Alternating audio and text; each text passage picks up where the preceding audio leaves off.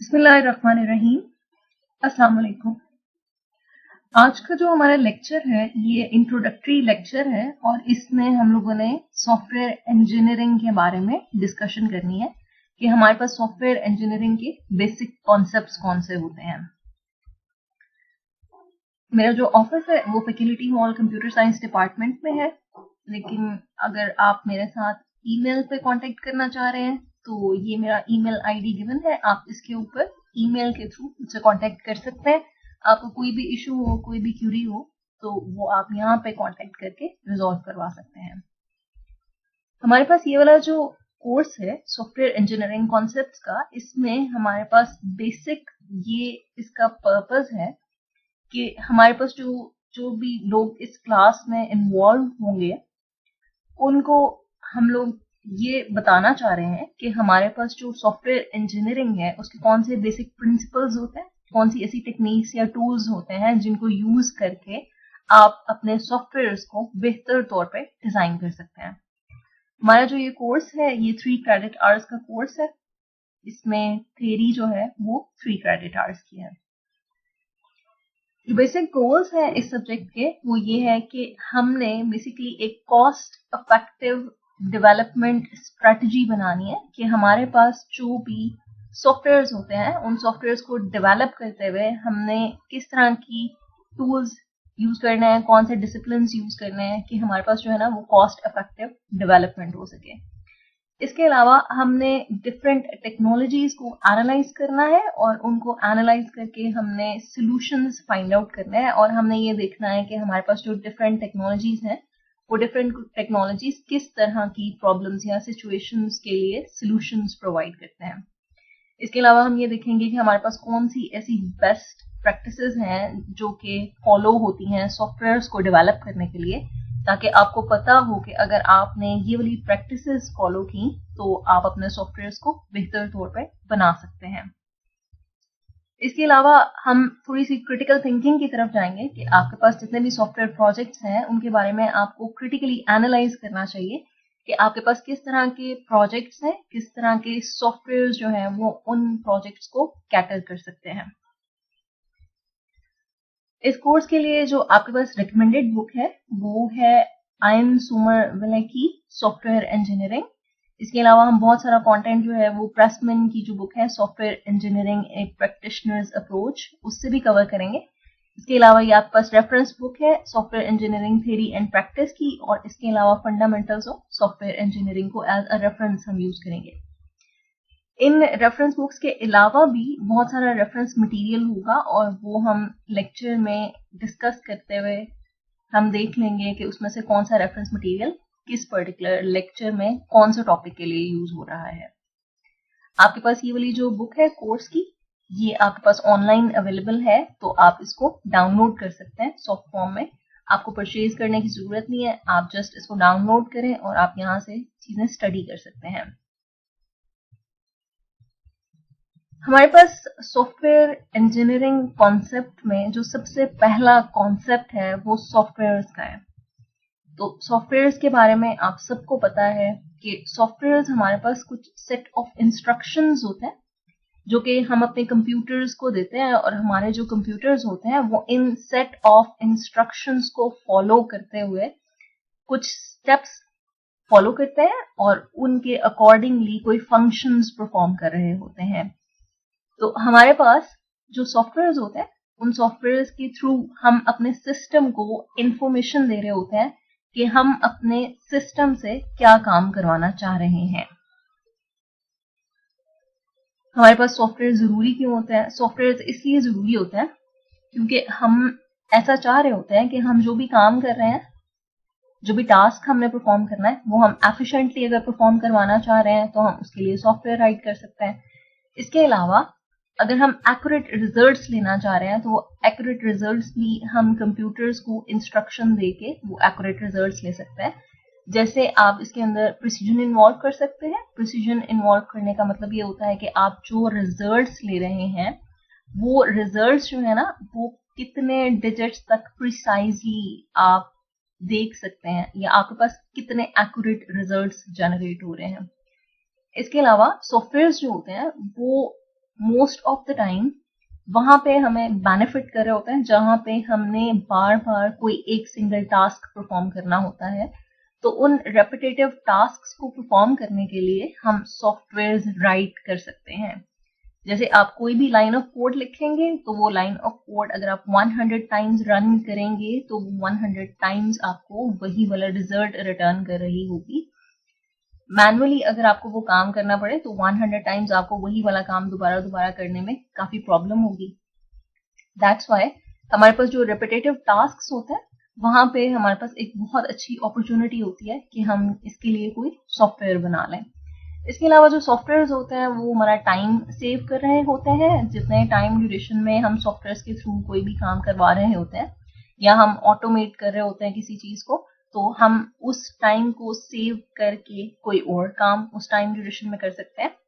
Plus आपके जो software होते हैं उनकी जो कंप्यूटेशंस होती हैं या जो आपके पास कंप्यूटर इक्विपमेंट्स होते हैं वो जो भी टास्क परफॉर्म कर रहे होते हैं वो टास्क परफॉर्म करते हुए ज्यादा टाइम नहीं लेते हैं, ज्यादा जल्दी आपको वो टास्क करके दे देते हैं। तो दैट्स वाई हमने जहाँ पे टाइम सेव करना होता है वहां पे भी हम सॉफ्टवेयर को इन्वॉल्व करते हैं।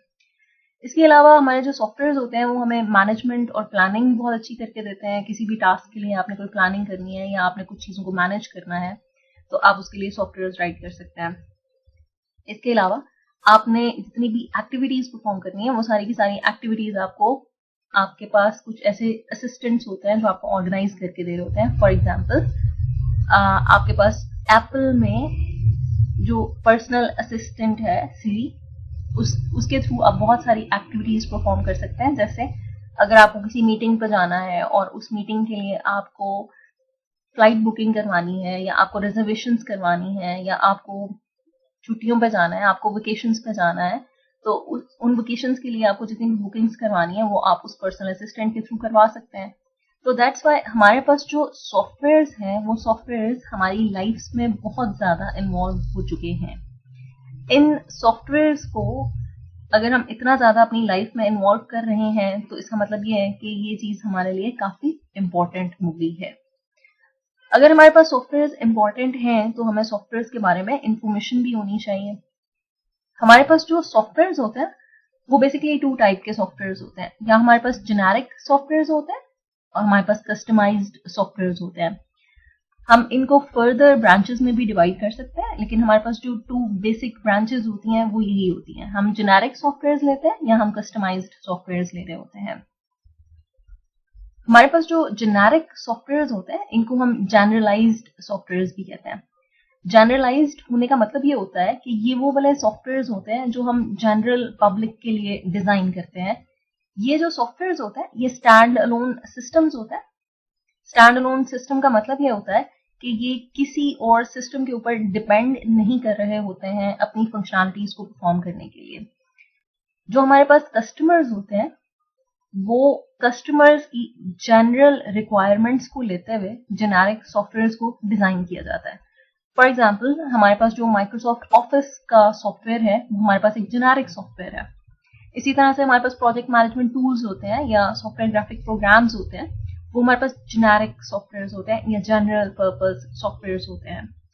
जिस तरह मैं आपको अभी एग्जांपल दे रही हूँ कि हमारे पास जो माइक्रोसॉफ्ट ऑफिस का वर्ड है वो आपके पास एक जेनेरिक सॉफ्टवेयर है। तो ये जो आपके पास जेनेरिक सॉफ्टवेयर है ना, ये सॉफ्टवेयर जनरल पर्पसेस को डिफाइन करके बनाया जाता है। जैसे आप माइक्रोसॉफ्ट ऑफिस के वर्ड के डॉक्यूमेंट के अंदर असाइनमेंट भी बना सकते हैं, आप ऐसे भी बना सकते हैं, आप ऑफिशियल डॉक्यूमेंट्स टाइप कर सकते हैं, आप रिसर्च पेपर्स लिख सकते हैं। तो ये सारी की सारी चीजें आप इसके अंदर परफॉर्म कर सकते हैं। तो इसका मतलब ये है कि ये स्पेसिफिकली किसी एक मकसद के लिए डिजाइन नहीं किया गया, बल्कि इसके अंदर जो फीचर्स और फंक्शनैलिटीज हैं वो जेनेरिक किस्म की फंक्शनैलिटीज और फीचर्स हैं। तो हमारे पास ये जो जेनेरिक सॉफ्टवेयर होते हैं, इन सॉफ्टवेयर में जो स्पेसिफिकेशंस होती हैं या जो रिक्वायरमेंट्स होती हैं वो सॉफ्टवेयर डेवलपर्स खुद से डिटरमिन करते हैं यूजर्स की रिक्वायरमेंट्स को देखते हुए। और इन सॉफ्टवेयर के अंदर जो चेंजिंग्स आती हैं या जो भी अपडेट्स आ रहे होते हैं या जो भी मॉडिफिकेशंस हो रही होती हैं, ये सारे के सारे डिसीजंस डेवलपर्स ले रहे होते हैं और इसमें जो कॉपीराइट होता है वो डेवलपर्स के पास होता है। जो डेवलपर्स होते हैं वो डिसाइड करते हैं कि उन्होंने जेनेरिक सॉफ्टवेयर के अंदर कौन सी नई स्पेसिफिकेशंस ऐड करनी है। जैसे माइक्रोसॉफ्ट ऑफिस है, तो माइक्रोसॉफ्ट ऑफिस के बहुत सारे वर्जन्स अपडेट होते रहते हैं और उसके अंदर जो फीचर्स ऐड हो रहे होते हैं वो सारे के सारे फीचर्स जो हैं वो डिटरमिन कौन करता है, माइक्रोसॉफ्ट ऑफिस को डिटरमिन करता है। माइक्रोसॉफ्ट की टीम जो कि ऑफिस के ऊपर काम करती है वो डिटरमिन करती है कि अब जो नया सूट लेकर आएंगे उसके अंदर उन्होंने कौन सी चीजें ऐड करनी है। जो हमारे पास सेकेंड टाइप ऑफ सॉफ्टवेयर होता है वो कस्टमाइज्ड सॉफ्टवेयर होते हैं। कस्टमाइज्ड सॉफ्टवेयर जो होते हैं ना, जैसे नाम से पता चल रहा है कि कस्टमाइज्ड सॉफ्टवेयर जो है वो किसी स्पेसिफिक कस्टमर की रिक्वायरमेंट्स को या नीड्स को पूरा करने के लिए बनाया जाता है। फॉर एग्जाम्पल हमारे पास ट्रैफिक कंट्रोल सिस्टम्स होते हैं या ट्रैफिक मॉनिटरिंग सिस्टम्स होते हैं या हमारे पास एम्बेडेड कंट्रोल सिस्टम्स होते हैं। तो वो किसी एक स्पेसिफिक ओनर के लिए या किसी एक स्पेसिफिक कस्टमर के लिए या एक स्पेसिफिक डिवाइस के लिए बनाए जाते हैं। आपके पास ये जो कस्टमाइज्ड सॉफ्टवेयर होते हैं, इन कस्टमाइज्ड सॉफ्टवेयर में जो स्पेसिफिकेशंस होती हैं वो कस्टमर जो होता है वो बता रहा होता है कि उसको सॉफ्टवेयर के अंदर कौन सी स्पेसिफिक चीजें चाहिए और उस स्पेसिफिकेशन के अंदर जो चेंजिंग उसको रिक्वायर्ड होती है वो कस्टमर जो है वो बता रहा होता है। और ये जो आपके पास कस्टमाइज्ड सॉफ्टवेयर होते हैं इनकी कॉस्ट हाई होती है as compare to generalised software, क्योंकि ये कस्टमाइज सॉफ्टवेयर होते हैं और कस्टमर की रिक्वायरमेंट्स को देखते हुए बनाए जाते हैं। तो दैट्स वाई इसकी जो कॉस्ट होती है वो हाई कॉस्ट होती है, क्योंकि ये एक स्पेसिफिक कस्टमर की नीड्स को पूरा कर रहा होता है। हम अगर सॉफ्टवेयर की एक बिगर पिक्चर देखें कि हमारे पास सॉफ्टवेयर एक्चुअली होते क्या है, तो जिस तरह अभी हम बात कर रहे थे कि हम जब भी सॉफ्टवेयर इंजीनियरिंग कॉन्सेप्ट में सॉफ्टवेयर की बात करेंगे तो हम सिर्फ ये नहीं कहेंगे कि हमारे पास जो एक स्पेसिफिक डेफिनेशन होती है सॉफ्टवेयर की कि जो सॉफ्टवेयर है वो सेट ऑफ इंस्ट्रक्शन है। सिर्फ हम जब सॉफ्टवेयर की बात करते हैं ना, तो हमारे पास सॉफ्टवेयर इंजीनियरिंग कॉन्सेप्ट में जो सॉफ्टवेयर होता है उसके अंदर हमारे पास इंस्ट्रक्शंस भी होती हैं, हमारे पास डेटा होता है जिस डेटा के ऊपर वो सेट ऑफ इंस्ट्रक्शंस काम कर रही होती हैं। इसके अलावा हमारे पास सॉफ्टवेयर के साथ कुछ डॉक्यूमेंटेशन अटैच्ड होती हैं जिसे हम सिस्टम डॉक्यूमेंटेशन और यूजर डॉक्यूमेंटेशन में डिस्ट्रीब्यूट कर रहे होते हैं। तो हमारा जो सॉफ्टवेयर होता है वो सॉफ्टवेयर 3 कंपोनेंट से मिलकर बना होता है। आपके पास प्रोग्राम होता है या सेट ऑफ इंस्ट्रक्शंस होती है, आपके पास डेटा होता है जिस डेटा के ऊपर ये सेट ऑफ इंस्ट्रक्शंस रन करनी होती है, और आपके पास जो डॉक्यूमेंटेशन होती है जो कि आपकी सेट ऑफ इंस्ट्रक्शंस को डिफाइन कर रही होती हैं या डिटरमिन कर रही होती हैं कि आप इन सेट ऑफ इंस्ट्रक्शन से क्या काम करवा सकते हैं। वो डॉक्यूमेंटेशन आपके सॉफ्टवेयर का पार्ट होती है। जो डॉक्यूमेंटेशन होती है हमारे पास वो 2 तरह की डॉक्यूमेंटेशन होती है। हमारे पास सिस्टम डॉक्यूमेंटेशन होती है और हमारे पास यूजर डॉक्यूमेंटेशन होती है। हमारे पास जो यूजर डॉक्यूमेंटेशन होती है वो यूजर डॉक्यूमेंटेशन जो होती है ये यूजर्स के लिए होती है और ये यूजर्स को हेल्प प्रोवाइड कर रही होती है कि उन्होंने अगर ये वाला सॉफ्टवेयर यूज करना है तो वो सॉफ्टवेयर उन्होंने किस तरह से यूज करना है। फॉर एग्जाम्पल, अगर आप अपने सिस्टम के ऊपर विंडोज इंस्टॉल करते हैं तो विंडोज इंस्टॉल करके आपके पास पहले जो आपके पास वेलकम स्क्रीन आती है, उस वेलकम स्क्रीन में आपके पास ऑप्शन होती है कि आप अगर विंडोज का एक टूर लेना चाह रहे हैं तो आप वो टूर ले सकते हैं। वो जो आपके पास टूर का ऑप्शन आ रहा होता है वो एक्चुअली यूजर डॉक्यूमेंटेशन होती है जिसमें आप यूजर्स को ये बता रहे होते हैं कि आपका सॉफ्टवेयर किस तरह से काम करता है और अगर उन्होंने इस सॉफ्टवेयर को यूज करना है तो वो इसको किस तरह से यूज कर सकते हैं। सेकेंड टाइप ऑफ डॉक्यूमेंटेशन हमारे पास सिस्टम डॉक्यूमेंटेशन होती है। सिस्टम डॉक्यूमेंटेशन जो होती है वो डेवलपर्स अपने लिए रखते हैं, क्योंकि उन्होंने जो सेट ऑफ इंस्ट्रक्शंस ली होती हैं उसके अंदर जो चीजें वो ऐड कर रहे होते हैं, जो चीजें वो मॉडिफाई कर रहे होते हैं, जो चेंजिंग्स उन्होंने करनी होती हैं, जो नेक्स्ट रिलीजेस उन्होंने करनी होती हैं, वो सारी सिस्टम डॉक्यूमेंटेशन होती है जो कि सिस्टम को डिस्क्राइब या डिफाइन कर रही होती है। और ये जो डॉक्यूमेंटेशन होती है ये सॉफ्टवेयर हाउसेस अपने पास रखते हैं और ये बेसिकली डेवलपर्स या फिर टेस्टर्स के लिए होती है जो कि सिस्टम को टेस्ट कर रहे होते हैं। हमारे पास जो सॉफ्टवेयर होते हैं वो सॉफ्टवेयर जो होते हैं मिल के बहुत सारे कंपोनेंट्स को अगर हम कंबाइन कर दें तो वो हमारे पास एक सॉफ्टवेयर सिस्टम बन जाता है। तो हमारे पास जो डिफरेंट डिफरेंट कंपोनेंट्स होते हैं वो अगर आपस में एक दूसरे के साथ कम्युनिकेट करके एक बिगर सिस्टम बना रहे होते हैं तो उसको हम कहते हैं कि ये हमारे पास एक सॉफ्टवेयर सिस्टम है। फॉर एग्जाम्पल, हमारे पास जो ऑपरेटिंग सिस्टम्स होते हैं वो कोई स्मॉल सॉफ्टवेयर नहीं होता, बल्कि इसके अंदर बहुत सारे डिफरेंट कंपोनेंट्स होते हैं जो कि मिल के एक पूरा ऑपरेटिंग सिस्टम बना रहे होते हैं। जैसे कंप्यूटर रिजर्वेशन सिस्टम्स होते हैं, जैसे एयर ट्रैफिकिंग कंट्रोल सिस्टम होते हैं, जैसे military command and control systems होते हैं। तो ये आपके पास वो वाले कंपोनेंट्स होते हैं जो कि एक दूसरे के साथ कोऑर्डिनेट करते हैं, एक दूसरे के साथ कम्युनिकेट करते हैं और उनके कम्युनिकेट करने से एक बिगर सिस्टम बन रहा होता है। फॉर एग्जाम्पल, हमारे पास जो ऑपरेटिंग सिस्टम होता है वो ऑपरेटिंग सिस्टम बहुत सारे काम कर रहा होता है, बहुत सारे टास्क कर रहा होता है। जैसे आपके पास ऑपरेटिंग सिस्टम फाइल मैनेजमेंट भी करते हैं, मेमोरी मैनेजमेंट भी करते हैं, प्रोसेस मैनेजमेंट भी करते हैं, इनपुट आउटपुट हैंडलिंग कर रहे होते हैं, जो आपके पास पेरिफेरल डिवाइसेस होती हैं उनको कंट्रोल कर रहे होते हैं, जो आपके पास डिस्क ड्राइवर्स होते हैं उनको कंट्रोल कर रहे होते हैं। आप प्रिंटर्स अटैच करते हैं तो वो प्रिंटर्स आपके ऑपरेटिंग सिस्टम के साथ कम्युनिकेट कर रहे होते हैं। तो ये जो ऑपरेटिंग सिस्टम्स होते हैं, ये ऑपरेटिंग सिस्टम बहुत सारे डिफरेंट कंपोनेंट्स को कंबाइन करके एक सॉफ्टवेयर सिस्टम बना रहे होते हैं। जैसे आप अगर फाइल मैनेजमेंट की बात करें तो ये आपके पास एक इंडिविजुअल सॉफ्टवेयर होता है, वो सॉफ्टवेयर एज अ सॉफ्टवेयर आप कहीं पे भी यूज कर सकते हैं।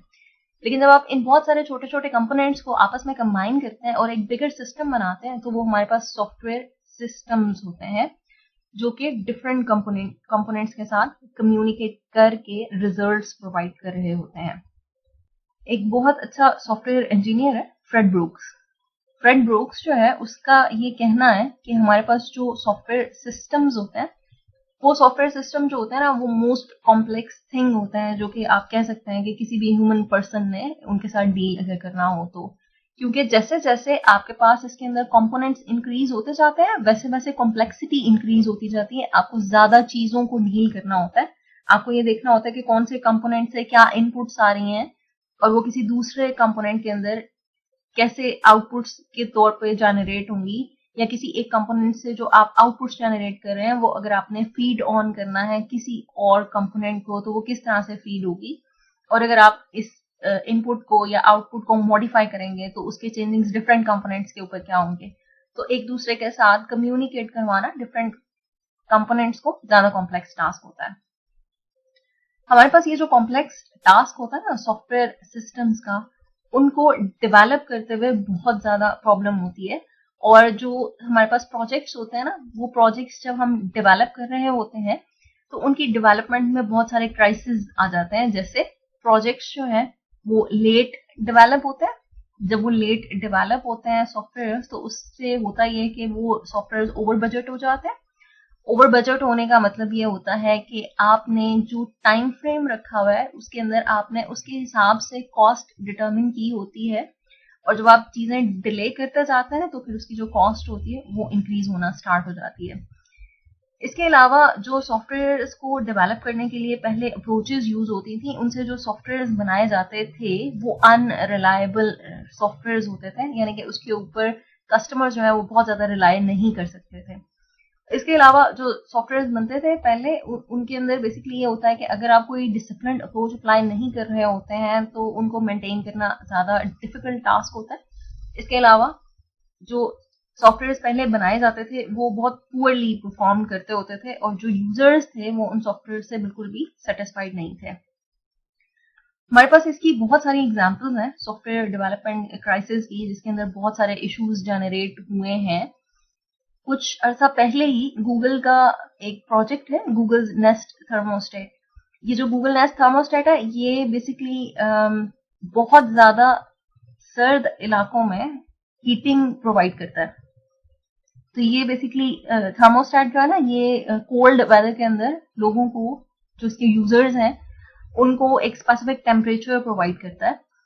तो कुछ अर्सा पहले ये थर्मोस्टेट जो है वो ऑटोमेटिकली पावर ऑफ हो गया और जो कस्टमर्स थे वो अपने घरों को हीट प्रोवाइड नहीं कर सके और बाहर बहुत कोल्ड वेदर था, उनके लिए हॉट वाटर जनरेट करना मुश्किल था और उस टाइम पे बहुत ज्यादा सर्दी भी थी।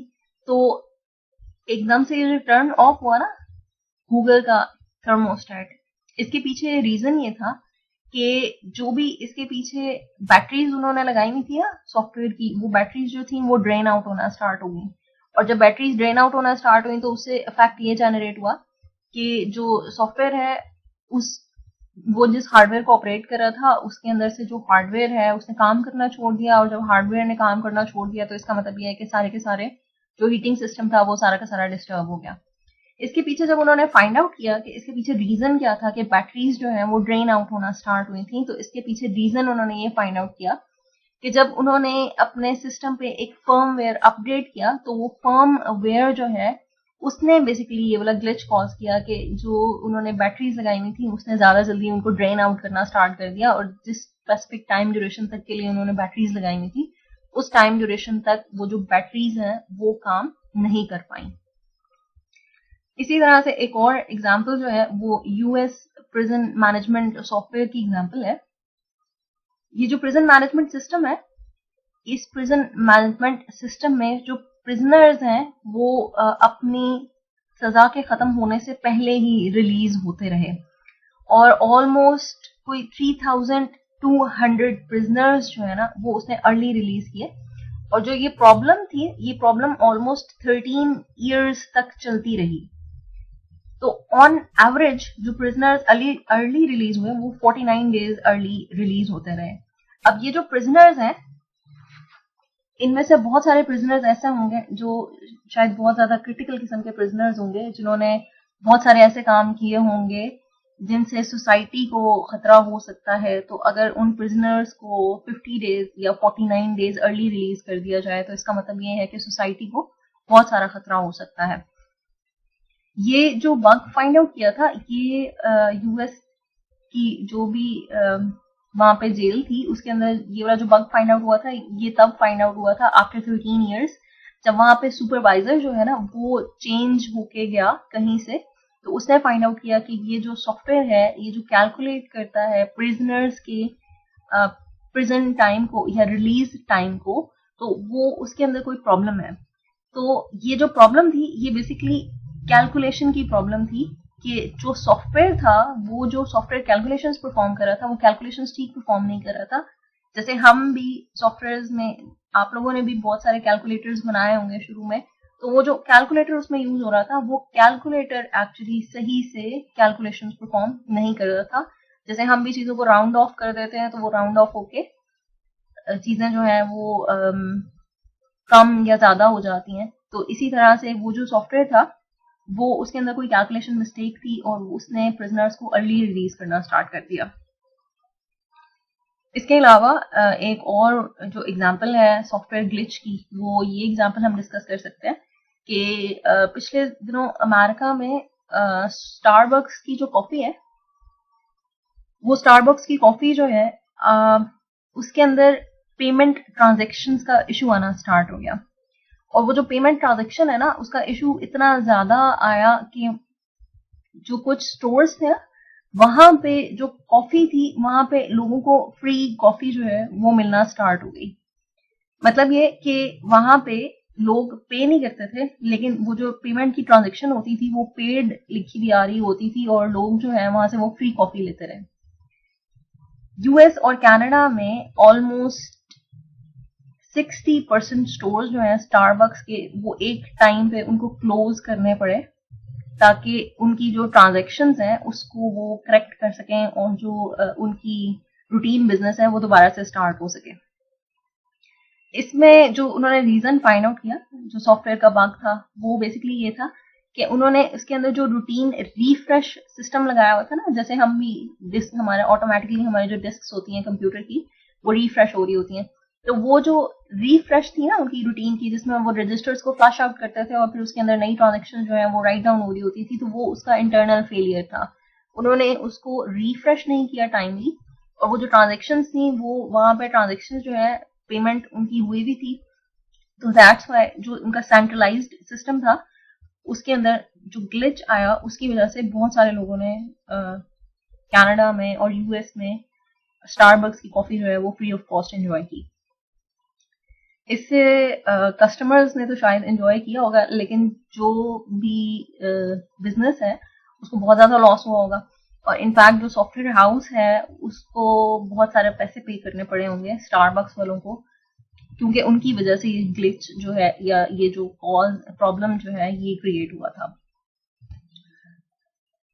इसी तरह से एक और ब्लैकआउट जो है जिसे नॉर्थ ईस्ट ब्लैकआउट के नाम से बहुत ज्यादा याद किया जाता है, ये ब्लैकआउट जो है ये भी अमेरिका में ही हुआ था और इसमें भी जो पावर सिस्टम है ना वो फेल हो गया था और उसकी वजह से 100 पावर प्लांट्स जो है वो अफेक्ट हुए थे और ऑलमोस्ट 50 मिलियन कस्टमर्स जो है ना उनको लाइट जो है इलेक्ट्रिसिटी वो प्रोवाइड नहीं हुई थी और ये ऑलमोस्ट 6 मिलियन का फाइनेंशियल लॉस हुआ था। और ये जो ब्लैकआउट था ये बहुत ज्यादा टाइम ड्यूरेशन के लिए नहीं था, इसका टाइम ड्यूरेशन भी बहुत कम था।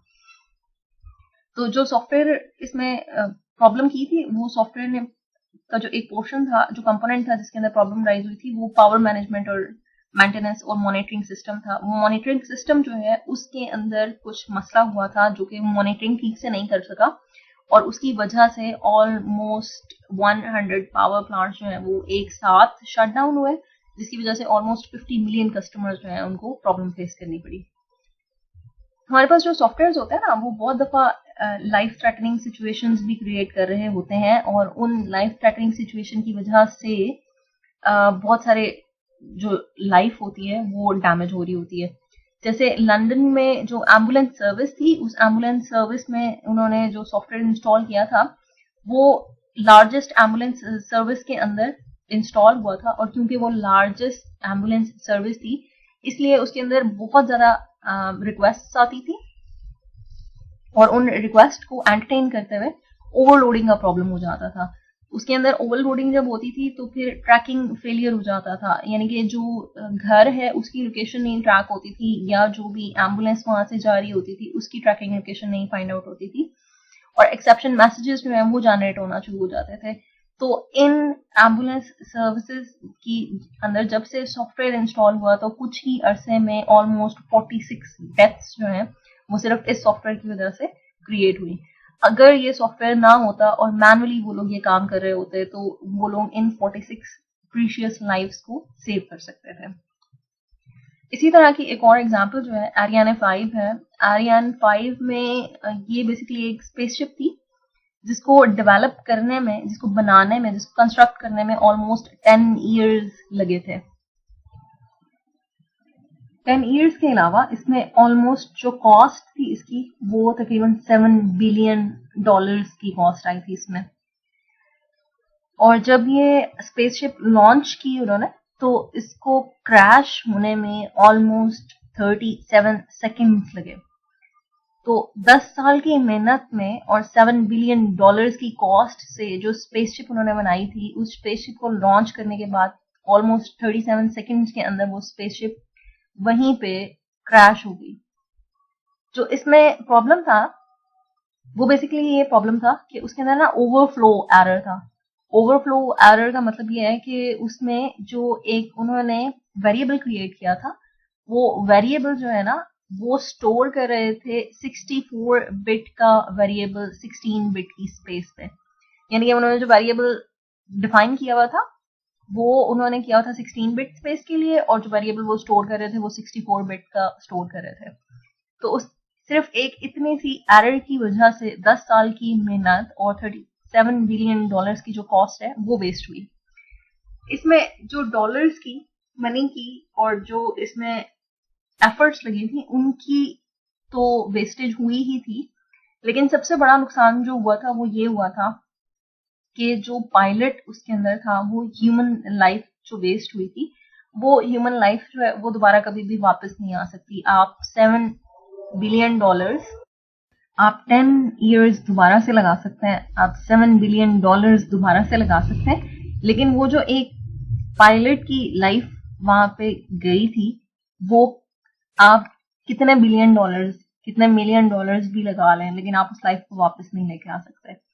तो बहुत सारी सिचुएशंस ऐसी होती हैं जिसमें जो सॉफ्टवेयर होते हैं जो हम बना रहे होते हैं वो software life threatening situations create करती हैं और उसमें जो फॉल्ट होता है वो बेसिकली सॉफ्टवेयर इंजीनियर्स का फॉल्ट होता है, जो ये सॉफ्टवेयर डेवलप कर रहे होते हैं, जो ये डिजाइन कर रहे होते हैं, जो ये डिटर्मिन कर रहे होते हैं, जो इसको चेक या टेस्ट कर रहे होते हैं, ये फॉल्ट उनका होता है। अब अगर इन सारे फॉल्ट्स को हम देखें तो ये सारे के सारे फॉल्ट्स जो हैं ये कोई इतने बड़े मेजर फॉल्ट्स नहीं थे जिनकी बेसिस पे ये कहा जा सकता था कि ये इतना बड़ा रिस्क कॉज करेंगे, लेकिन सॉफ्टवेयर इतने बड़े रिस्क कॉज कर सकते हैं। इसके अलावा भी और भी बहुत सारे सॉफ्टवेयर क्राइसिस हैं जिनके बारे में अगर आप स्टडी करना चाहते हैं तो आप इस लिंक के थ्रू उनको स्टडी कर सकते हैं। हमारे पास जो सॉफ्टवेयर क्राइसिस होता है या जो सॉफ्टवेयर की वजह से प्रॉब्लम्स क्रिएट हो रही होती हैं, उन प्रॉब्लम्स को क्रिएट अगर हो जाती हैं तो उनके लिए हमारे पास सॉल्यूशंस जो होते हैं उनको भी फाइंड आउट करना होता है हमने। इसमें जो सबसे बेसिक सोल्यूशन होता है वो ये होता है कि हमारे पास जो भी सॉफ्टवेयर बन रहे होते हैं वो कॉम्प्लेक्स सिस्टम्स होते हैं, और जो कॉम्प्लेक्स सिस्टम्स होते हैं उनके लिए हमें एक डिसिप्लिन्ड अप्रोच को फॉलो करना होता है। उस डिसिप्लिन्ड अप्रोच को फॉलो करके अगर हम डिजाइनिंग और डेवलपमेंट और मेंटेनेंस कर रहे होते हैं तो इसका मतलब ये होता है कि हमारे जो सॉफ्टवेयर होते हैं उनके अंदर बहुत सारे जो फ्लॉज आ रहे होते हैं या जो फॉल्ट्स आ रहे होते हैं उनको हम ओवरकम कर सकते हैं। हमारे पास ये जो डिसिप्लिन्ड अप्रोच होती है, इस डिसिप्लिन्ड अप्रोच को सॉफ्टवेयर इंजीनियरिंग अप्रोच कहते हैं। आप किसी भी फील्ड में कोई भी डिसिप्लिन्ड अप्रोच अप्लाई कर रहे हो तो उसको कहते हैं ये हमारे पास इंजीनियरिंग अप्रोच है। तो जब आप सॉफ्टवेयर में डिसिप्लिन्ड अप्रोच अप्लाई करते हैं सॉफ्टवेयर को डेवलप करने के लिए, सॉफ्टवेयर को मेंटेन करने के लिए, सॉफ्टवेयर को बिल्ड करने के लिए, तो उसको हम कहते हैं कि ये हमारे पास सॉफ्टवेयर इंजीनियरिंग अप्रोच है। सॉफ्टवेयर इंजीनियरिंग अप्रोच जो होती है वो अर्ली स्टेजेस ऑफ सॉफ्टवेयर से स्टार्ट होती है और मेंटेनेंस तक जाती है। Early stages of software development ये होता है कि आपने यूजर से स्पेसिफिकेशंस कलेक्ट करनी होती है या यूजर से रिक्वायरमेंट लेनी होती है। उन रिक्वायरमेंट्स को आप एनालाइज करते हैं, फिर उसकी बेसिस पे आप सॉफ्टवेयर बिल्ड करते हैं। जब आपके सॉफ्टवेयर बिल्ड हो रहे होते हैं तो आप साथ साथ उनको टेस्ट कर रहे होते हैं, आप एंड में भी उसको टेस्ट करते हैं, फिर आप सॉफ्टवेयर को डिप्लॉय करते हैं और उसकी डिप्लॉयमेंट के बाद उसकी मेंटेनेंस स्टार्ट होती है। तो ये जो सारे स्टेप्स होते हैं उनको फॉलो करने के लिए हम डिसिप्लिन अप्रोचेस जो अप्लाई कर रहे होते हैं वो हमारे पास सॉफ्टवेयर इंजीनियरिंग अप्रोचेस होती हैं। इसी तरह से हमारे पास सॉफ्टवेयर इंजीनियर्स जो होते हैं वो लोग होते हैं जो कि उन डिसिप्लिन और अप्रोचेस को फॉलो कर रहे होते हैं डिजाइनिंग, डेवलपमेंट, मेंटेनेंस, टेस्टिंग और एवेल्युएशन के लिए। तो हमारे पास ये जो भी सॉफ्टवेयर इंजीनियर्स होते हैं वो डिसिप्लिन अप्रोचेस को फॉलो करके सॉफ्टवेयर को डेवलप करते हैं।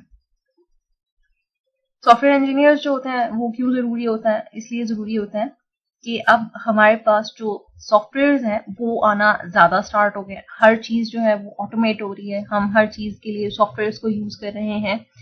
इसके अलावा जो एक इम्पॉर्टेंट फैक्टर है वो ये है कि अब जो कंट्रीज हैं उनकी जो इकोनॉमिक्स होती है वो इकोनॉमिक्स डिटरमिन करते हैं सॉफ्टवेयर की बेसिस पे कि कौन सी कंट्री में किस तरह के सॉफ्टवेयर जो हैं वो डेवलप हो रहे हैं या कौन सी कंट्री किस तरह के सॉफ्टवेयर प्रोड्यूस कर रही है। तो जितना भी एक्सपेंडिचर हो रहा होता है सॉफ्टवेयर की डेवलपमेंट के ऊपर या सॉफ्टवेयर पे, उससे ग्रॉस नेशनल प्रोडक्ट जो होती है ना वो कंट्रीज की डिटरमिन होती है। और इस GNP ग्रॉस नेशनल प्रोडक्ट की बेसिस पे जो इकोनॉमी को रैंक किया जाता है कंट्रीज को, वो आजकल बहुत ज्यादा सॉफ्टवेयर के ऊपर डिपेंडेंट हो गई है। इसके अंदर इंपॉर्टेंट फैक्टर सॉफ्टवेयर को कंसिडर किया जाता है कि सॉफ्टवेयर के ऊपर या चीजों को ऑटोमेट करने के ऊपर कौन सी कंट्री कितना पैसा लगा रही है, कितने एक्सपेंडिचर्स कर रही है, उसकी बेसिस पे कंपनीज की इकोनॉमिक्स डिटरमिन हो रही होती है। तो दैट्स व्हाई सॉफ्टवेयर इंजीनियर्स और सॉफ्टवेयर की जो फील्ड है वो बहुत ज्यादा इंपॉर्टेंट हो रही है। हमारे पास जो सॉफ्टवेयर होते हैं इसके अंदर जो एक और इम्पॉर्टेंट फैक्टर हम लोगों ने डिस्कस करना होता है वो बेसिकली ये होता है कि हमारे पास जो सॉफ्टवेयर होते हैं ना वो आपके सिस्टम्स की कॉस्ट को डिटरमिन कर रहे होते हैं। हमारे पास जितने भी सिस्टम्स आ रहे होते हैं उन सिस्टम्स में जो हार्डवेयर की कॉस्ट होती है वो रिलेटिवली लेस होती है एज कंपेयर टू जो सॉफ्टवेयर होते हैं उनकी कॉस्ट जो होती है। सॉफ्टवेयर जो होते हैं उनकी कॉस्ट किस तरह से इंक्रीज होती है कि आप जो सॉफ्टवेयर बना रहे होते हैं उसमें जो सॉफ्टवेयर डेवलप होता है उसकी डेवलपमेंट कॉस्ट इतनी नहीं होती जितनी उसकी मेंटेनेंस कॉस्ट होती है। तो डेवलपमेंट की जो कॉस्ट होती है वो सारे प्रोजेक्ट का 20% होती है और जो 80% बजट होता है वो मेंटेनेंस के लिए रखा जाता है, क्योंकि सॉफ्टवेयर जो होता है वो एक दफा डेवलप हो जाता है और फिर फॉर द लाइफ टाइम उसके लिए मेंटेनेंस चाहिए होती है। उसके अंदर कोई मॉडिफिकेशंस करनी है, उसके अंदर कुछ इंक्रीज करना है, उसके अंदर कुछ चेंजिंग्स लेकर आनी है, उसके अंदर से कुछ चीजें फिक्स करनी है, तो वो सारी की सारी मेंटेनेंस फेजेस में आती हैं। तो इसका मतलब ये होता है कि हार्डवेयर की जो कॉस्ट होती है वो सिंगल टाइम की कॉस्ट आपने बेयर करनी होती है। सॉफ्टवेयर डेवलपमेंट की जो कॉस्ट होती है वो भी एक ही दफा बेयर करनी होती है, लेकिन जो उसकी मेंटेनेंस की कॉस्ट होती है, वो जो मेंटेनेंस की कॉस्ट होती है वो बहुत ज्यादा हाई कॉस्ट होती है। और मोस्ट ऑफ द टाइम जो कंपनीज होती हैं वो जिस टाइम पे सॉफ्टवेयर डेवलप करने के लिए एग्रीमेंट करती हैं, तो उसके अंदर ही वो उनका बजट इस तरह का होता है कि उसकी जो मेंटेनेंस के चार्जेस होते हैं वो जो भी आपको कॉस्ट बता रहे होते हैं सॉफ्टवेयर डेवलपमेंट की, उसके अंदर वो बजट इंक्लूडेड होता है। तो जो सॉफ्टवेयर इंजीनियरिंग अप्रोचेस हैं, वो सॉफ्टवेयर इंजीनियरिंग अप्रोचेस बेसिकली ये कर रही होती हैं कि cost effective software development provide कर रही होती हैं। तो कॉस्ट इफेक्टिव डेवलपमेंट इस तरह से होती है कि हम बीइंग अ सॉफ्टवेयर इंजीनियर उसके अंदर डिसिप्लिन्ड अप्रोचेस फॉलो कर रहे होते हैं, हम टूल्स और टेक्निक्स यूज करते हैं, वो ट्रस्टेड टूल्स एंड टेक्निक्स जो हैं उनकी बेसिस पे हम सॉफ्टवेयर ज्यादा जल्दी बना लेते हैं। और जब जल्दी बना लेते हैं तो उससे क्या होता है कि जो कॉस्ट होती है वो सेव हो जाती है। हमारे पास जो सॉफ्टवेयर होते हैं उनमें से अगर हम बात करें कि हमारे पास अच्छे सॉफ्टवेयर किस तरह के होते हैं, तो जो अच्छे सॉफ्टवेयर होते हैं उनके कुछ गुड एट्रीब्यूट्स होते हैं। उसमें से जो बेसिक एट्रीब्यूट्स होते हैं उसमें हम ये कह सकते हैं कि हमारे पास जो सॉफ्टवेयर होते हैं वो मेंटेनेबल सॉफ्टवेयर होने चाहिए। मेंटेनेबिलिटी में हम ये देखते हैं बेसिकली कि हमारे पास जो सॉफ्टवेयर हैं उन वो कितना इजीली अंडरस्टैंडेबल है, उसको रिपेयर कितनी जल्दी किया जा सकता है, या उसके अंदर जो इन्हांसमेंट्स करनी है वो इन्हांसमेंट्स किस एक्सटेंट तक की जा सकती हैं। तो सॉफ्टवेयर जो है वो इस तरह से लिखे जाता है, उसका कोड जो होता है वो इस तरह से लिखा जाता है कि उसके अंदर जो कस्टमर की चेंजिंग नीड्स हैं उनको एक्सटम किया जा सके, उनको हम मीट कर सके। तो सॉफ्टवेयर चेंजिंग्स अगर इसके अंदर लेके आनी होती है या सॉफ्टवेयर को एनहांस करना होता है, तो इसका मतलब ये होता है कि वो जो चेंजिंग्स होते हैं उनको अगर हम इजीली कर सकते हैं, तो इसका मतलब ये होता है कि उस सॉफ्टवेयर की मेंटेनेबिलिटी ज्यादा है। और अगर सॉफ्टवेयर की मेंटेनेबिलिटी ज्यादा होती है तो इसका मतलब ये होता है कि ये हमारे पास एक गुड सॉफ्टवेयर है। सेकेंड एट्रीब्यूट जो देखा जाता है सॉफ्टवेयर के अंदर वो होता है डिपेंडेबिलिटी एंड सिक्योरिटी। डिपेंडेबिलिटी जो है वो बेसिकली ये होता है कि आप सॉफ्टवेयर के ऊपर एक स्पेसिफिक टाइम पीरियड के अंदर या एक टाइम पीरियड के अंदर आप उसके ऊपर कितना ज्यादा ट्रस्ट कर सकते हैं। जैसे आप ये कह सकते हैं कि आपका जो सॉफ्टवेयर है उसके अंदर रिलायबिलिटी कितनी है, आप उसके ऊपर कितना रिलाय कर सकते हैं, उसके अंदर सिक्योरिटी कितनी है, उसके अंदर सेफ्टी कितनी है। तो जो सॉफ्टवेयर होते हैं उनके ऊपर अगर आप डिपेंड कर सकते हैं, उन सॉफ्टवेयर के ऊपर आप ट्रस्ट कर सकते हैं, उसमें सेफ्टी और सिक्योरिटी इश्यूज नहीं है, और जो मलिशियस अटैक्स हैं उनको वो अवॉइड करता है, तो इसका मतलब ये है कि ये वाला जो सॉफ्टवेयर है ये अच्छा डेवलप हुआ है और इस सॉफ्टवेयर के अंदर जो यूजर्स हैं वो ज्यादा इजीली इसको यूज कर सकते हैं, इसके ऊपर डिपेंड ज्यादा कर सकते हैं, क्योंकि ये सॉफ्टवेयर सेफ्टी और सिक्योरिटी प्रोवाइड कर रहा होता है और जो यूजर्स होते हैं वो इसके ऊपर रिलाय कर सकते हैं। इसके अलावा जो एक और एट्रीब्यूट होता है उसे क्या हम कहते हैं कि ये हमारे पास एफिशिएंसी होती है।